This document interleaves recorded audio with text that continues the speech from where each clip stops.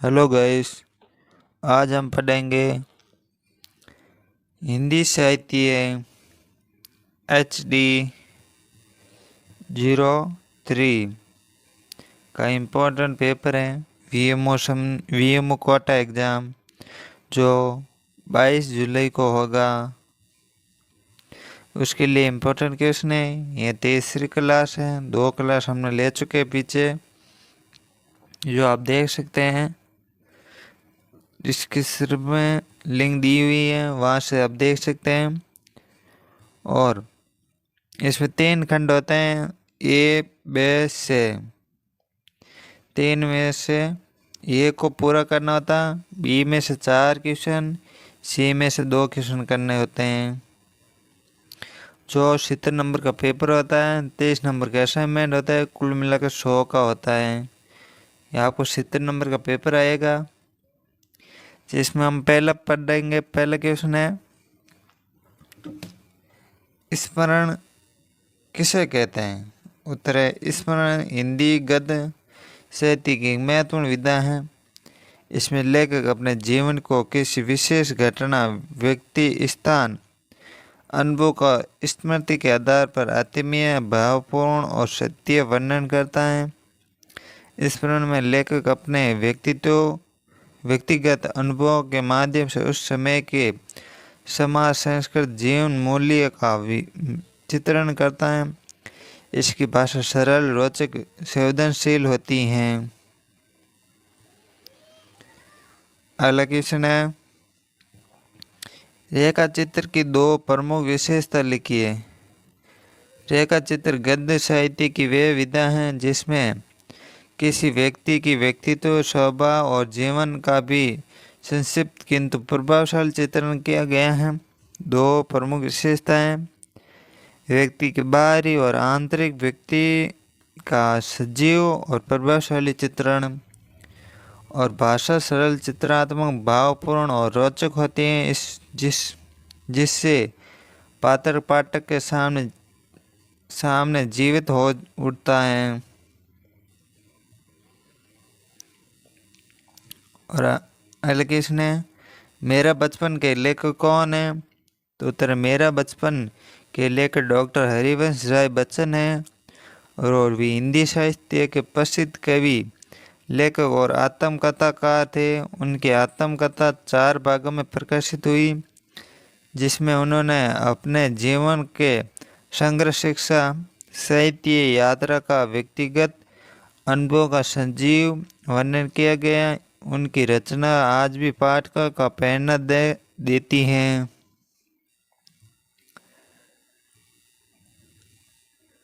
अगला क्वेश्चन है, आग चट्टान तक किस साहित्य विधा की रचना है? आग चट्टान तक प्रसिद्ध साहित्यकार धर्मवीर भारती द्वारा लिखा गया है। ये यात्रा वर्थ है। इसमें लेखक कन्याकुमारी की यात्रा के दौरान देखे गए प्राकृतिक सौंदर्य, समुद्र सौंदर्य, सूर्यास्त, सांस्कृतिक परंपराओं और भारतीय एकता का अत्यंत सुंदर, भावपूर्ण वर्णन किया गया। ये हिंदी यथार्थ वर्त साहित्य की महत्वपूर्ण रचना मानी जाती है।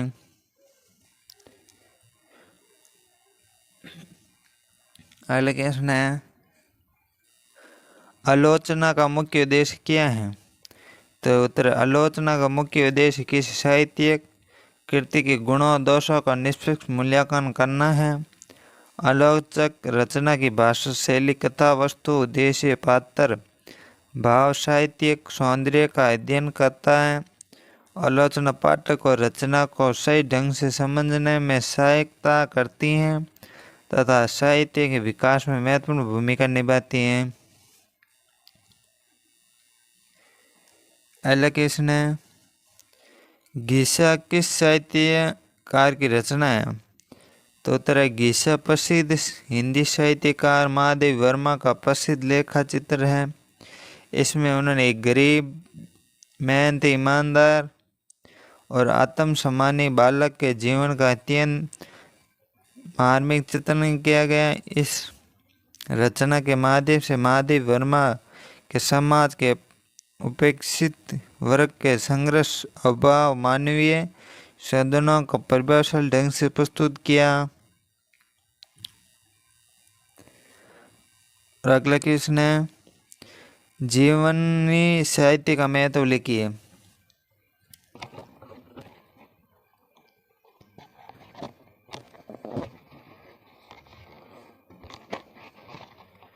जीवनी साहित्य का महत्व लिखिए। जीवनी साहित्य का विशेष महत्व है क्योंकि इसके माध्यम से महान व्यक्तियों के जीवन संघर्ष, विचार, आदर्श, उपलब्धियों की जानकारी प्राप्त होती है। जीवनी हमें कठिन परिस्थितियों में भी आगे बढ़ने की प्रेरणा देती है। इससे व्यक्ति के चरित्र, व्यक्तित्व, समाज और राष्ट्र के प्रति उसके योगदान का ज्ञान होता है। जीवनी साहित्य समाज, नैतिक मूल्य, परिश्रम, ईमानदारी और मानवता की भावना का मजबूत बनाता है। और अगला खंड है और आगे बढ़ने से पहले हमारे YouTube channel Balaji classes break को सब्सक्राइब कर लें। और आपके लिए क्वेश्चन है, आत्मकथा। आत्मकथा की प्रमुख विशेषता का वर्णन कीजिए। आत्मकथा हिंदी गद्य साहित्य की एक महत्वपूर्ण विधा है जिसमें लेखक स्वयं अपनी जीवनी का क्रमबद्ध सत्य आत्मीय वर्णन करता है। इसमें लेखक अपने बचपन, शिक्षा, पारिवारिक जीवन, संघर्ष, सफलता, असफलता तथा जीवन के महत्वपूर्ण अनुभवों का ईमानदारी से उल्लेख करता है। आत्मकथा की सबसे बड़ी विशेषता इसकी सत्यता और आत्म विश्लेषण है। लेखक अपने गुणों के साथ साथ अपनी कमियों को भी स्वीकार करता है। इसमें उस समय के सामाजिक, सांस्कृतिक और राजनीतिक परिस्थितियों का भी चित्रण मिलता है। आत्मकथा की भाषा सरल, प्रभावपूर्ण, आत्मीय और प्रभावशाली होती है। यह पाठकों को लेखक के जीवन से प्रेरणा लेने, जीवन का संघर्षों का सारपूर्ण सम्मान करने की शिक्षा देती हैं।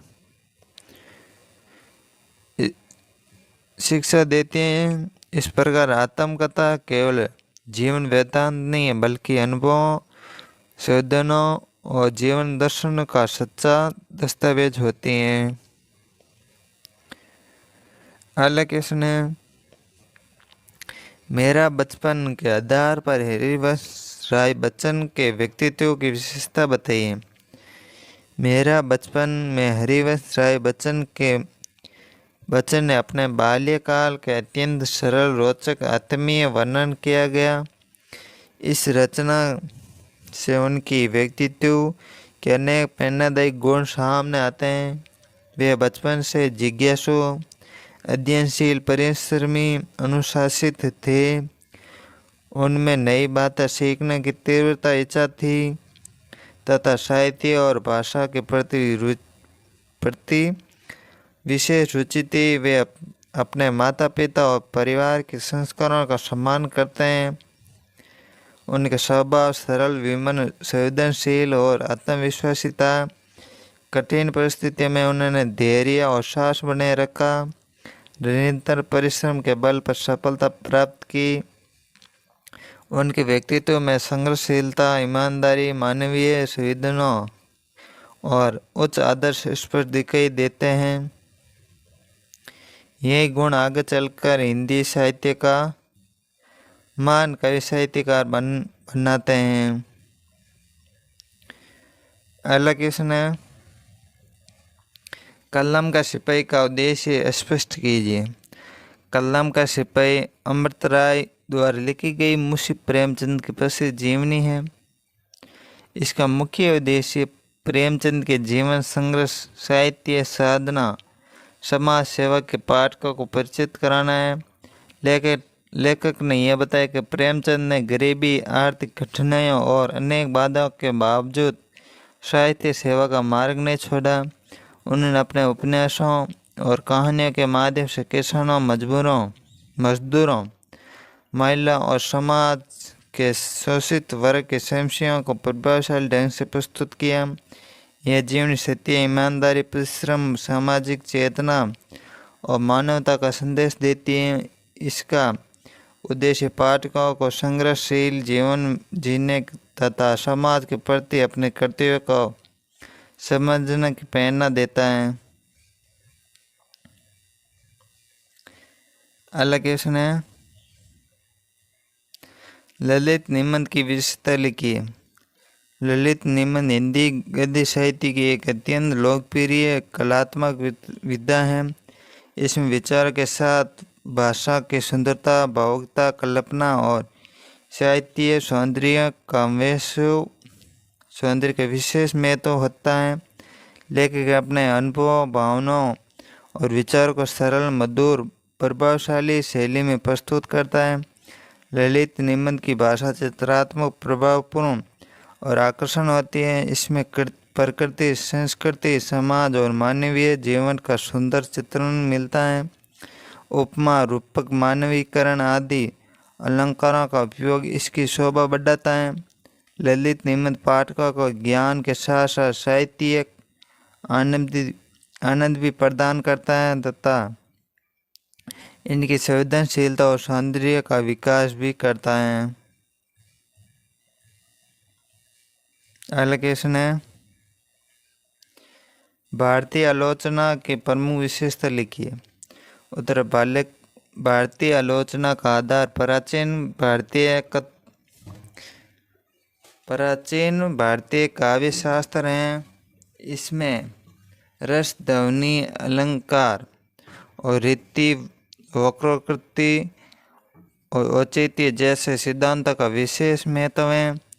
भारतीय आलोचना साहित्य के सौंदर्य, भाव, रसवर्धन और सहृदय पाठक के आनंद का प्रमुख मानती है। यह साहित्य को धर्म, संस्कृति, नैतिक मूल्य का मानवीय जीवन से जोड़कर देखती हैं। भारतीय आलोचना का उद्देश्य केवल गुण दोषों का वर्णन करना नहीं, बल्कि साहित्य के वास्तविक सौंदर्य, उनके प्रभाव को स्पष्ट करना भी है। इसमें भावना पूर्ति, कल्पना, संस्कृति, लोक मंगल की भावना का विशेष महत्व दिया जाता है। यही कारण है कि भारतीय आलोचना आज भी हिंदी साहित्य की समृद्ध, प्रभावशाली परंपरा मानी जाती है। और अगला खंड है खंड से यह एग्जाम के लिए इम्पोर्टेंट होता है। इसमें ज़्यादा नंबर मिलते हैं। इसमें ध्रुव सामने का नाटक प्रमुख पात्रों का चरित्र चित्रण कीजिए। ध्रुव सामने जयशंकर प्रसाद का प्रसिद्ध ऐतिहासिक नाटक है, जिसमें पात्र का चरित्र चित्रण अत्यंत सजीव, प्रभावशाली, मनोवैज्ञानिक ढंग से किया गया है। नाटक की मुख्य नायिका ध्रुव सामने साहसी और सौभानी, बुद्धिमती, आत्मसम्मान के प्रतीक है। वे अन्याय, अत्याचार और सामाजिक बंधनों का डटकर विरोध करती हैं तथा अपने अधिकारों का सम्मान की रक्षा करने के लिए संघर्ष करती हैं। उसके चरित्र के माध्यम से लेखक ने नारी संतता, आत्म गौरव और सम्मान, अधिकार का संदेश दिया है। चंद्रगुप्त का चरित्र एक आदर्श, वीर, न्यायप्रिय और दूरदर्शी शासक का है। वे राष्ट्र, समाज और प्रजा के हित सर्वोपरि मानता है।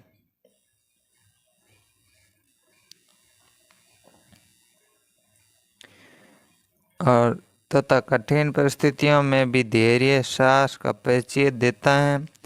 इसके विपरीत रामगुप्त का चरित्र दुर्बल, कायर और निर्णयहीन शासक के रूप में प्रस्तुत किया जाता है, जो संकट के समय उचित निर्णय लेने में असमर्थन रहता है। नाटक के न्याय अन्य पात्र भी अपने अपने स्वभाव, भूमिका के अनुसार कथानक को प्रभावशाली बनाते हैं। लेखक ने संवेदनों, घटना को मानव वैज्ञानिक चरित्र के माध्यम से सभी पात्रों को जीवित बना दिया गया। नाटक की भाषा साहित्य प्रभावशाली है, जिससे पात्र के भाव स्पष्ट रूप से उभर कर सामने आते हैं। इस प्रकार दुर्सामनी के पात्र नाटक की आत्मा है। उनके माध्यम से लेकर नारी समान न्याय करते हुए मानवता का जैसे आदर्श की स्थापना की। अलग इसने आग चट्टान तक में लेकर के प्रकृति प्रेम का वर्णन कीजिए। आग चट्टान तक लेकर के प्रकृति प्रेम का वर्णन कीजिए। तो आग चट्टान एक धर्मवीर भारती का प्रसिद्ध यथार्थवर्त है, जिसमें लेखक ने न्याय कुमारी यात्रा का दौरान देखे गए प्राकृतिक सौंदर्य अत्यंत सजीव चित्रात्मक भावपूर्ण वर्णन किया। लेखक समुद्र की अथाह जलराशि, ऊंची लहरों, चट्टानों, ठंडी हवा, नीले आकाश तथा सूर्योदय सूर्यास्त के मनोहारी दृश्यों के अत्यंत प्रभावित दिखाई देती हैं। उन्होंने प्रकृति के प्रत्येक दृश्य को इतनी सुंदरता से शब्दों में प्रस्तुत किया कि पाठक स्वयं को उस स्थान की उपस्थिति अनुभव करने का लगता है। लेखक ने विशेष रूप से 3 समुद्रों का संगम को भारत की सांस्कृतिक और भौगोलिक एकता का प्रतीक माना है। उन्होंने प्राकृतिक सौंदर्य के साथ साथ वे सांस्कृतिक परंपराओं और धार्मिक आस्थाओं विवेकानंद स्मारक का प्रभावशाली वर्णन किया। भाषा अत्यंत सरल, साहित्य चित्रात्मक और प्रभावपूर्ण है। उपमा, रूपक, मानवीकरण जैसे अलंकार का सुंदर उपयोग रचना की शोभा बढ़ाता है। लेखक का प्रेम प्रत्येक पंक्ति का स्पष्ट दिखाई देता है। ये यात्रावर्त केवल यात्रा का वर्णन नहीं, बल्कि प्रकृति, संस्कृति, राष्ट्र प्रेम का अद्भुत समन्वय प्रस्तुत करता है तथा पाठकों के मन में प्रकृति के प्रति प्रेम, संवेदना, भारतीय संस्कृति के प्रति सम्मान की भावना जागृत करता है। अगला क्वेश्चन है, एक बार आगे बढ़ने से पहले हमारे YouTube चैनल बालाजी क्लासेस ब्री को सब्सक्राइब कर लें। वीडियो अच्छा लग रहा है तो लाइक, कमेंट, शेयर जरूर करें और हमारे टेलीग्राम ग्रुप बालाजी क्लासेस ब्री को ज्वाइन जरूर करें। यह थी HD03 हिंदी साहित्य की इम्पोर्टेंट क्लास हैं और इनसे पहले भी हमने क्लास ले चुके हैं और पिछले साल वाली भी आप देख सकते हैं, क्योंकि वो भी इम्पोर्टेंट क्वेश्चन है। हिंदी आलोचना के विकास पर प्रकाश डालिए। हिंदी आलोचना विकास पर प्रकाश डालिए। तो इसमें हिंदी आलोचना साहित्य की महत्वपूर्ण विधा है,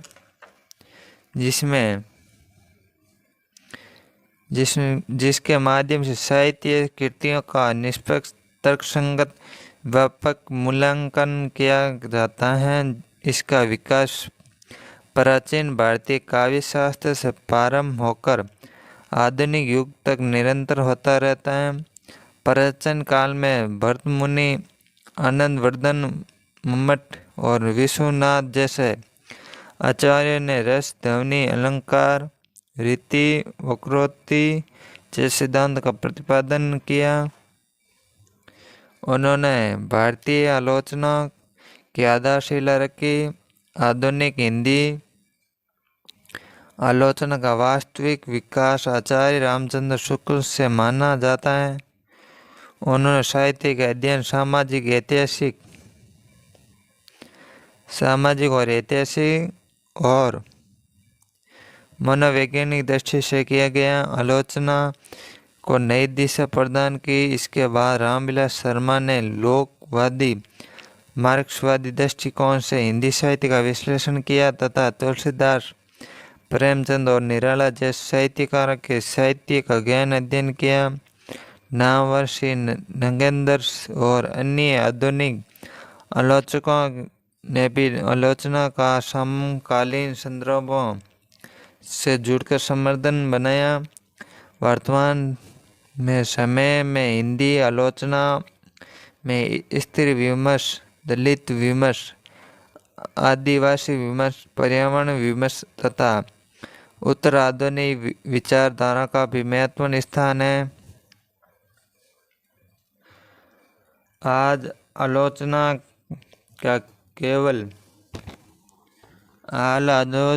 केवल गुण दोष बताने तक सीमित नहीं बल्कि साहित्य के सामाजिक, सांस्कृतिक, मानवीय पक्ष का भी स्पष्ट करती है। और इस प्रकार हिंदी आलोचना निरंतर विकसित होती हुई साहित्य और समाज दोनों मार्गदर्शन करने वाली एक सशक्त महत्वपूर्ण विधा बन चुकी है। और हमारे वीडियो अच्छा लगा तो वीडियो को लाइक, कमेंट, शेयर जरूर करें और हमारे टेलीग्राम ग्रुप बालाजी क्लासेस को ज्वाइन जरूर करें और यूट्यूब चैनल को भी सब्सक्राइब जरूर करें। और ऐसी इम्पोर्टेंट क्लासों के लिए भी कमेंट कर देना और इनसे पहले भी ली हुई पिछले साल की भी क्लास देख लेना एक बार और इस साल वाले भी ज़रूर देख लेना, क्योंकि इनसे बाहर जाने की कोई संभावना नहीं होती है। 90% इनमें से आ जाते हैं, कुछ क्वेश्चन तो सेम टू सेम आ जाते हैं। एक बार यहाँ से भी क्लास ज़रूर देखें और इस पर 1000 लाइक होने पर आपको इस क्लास का PDF टेलीग्राम चैनल पर उपलब्ध करा दिया जाएगा। सभी इस वीडियो को ज़्यादा से ज़्यादा लाइक करें और शेयर करें और एक बार ये पोस्ट जरूर देख लेना।